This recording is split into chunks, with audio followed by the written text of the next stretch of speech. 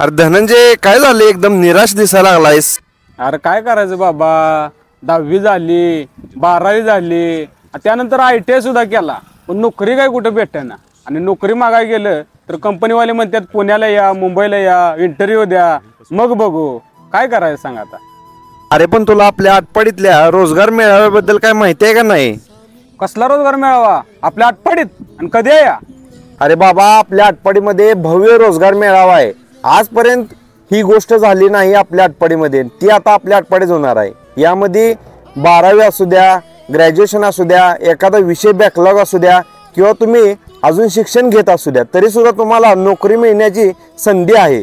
कारण 50 पेक्षा जास्त कंपन्या या मेळाव्यात येणार आहेत आणि 800 ते 900 जागा आहेत. त्यामुळे आता पुणे आणि मुंबईलाच नोकरी मिळवायला जायचं आहे असं काय नाही. आपल्या आटपाडीत सुद्धा येत्या 10 ऑक्टोबर रोजी तुम्हाला नोकरी मिळू शकते. सांगतोय आता ही नोकरी मी मिळवणारच.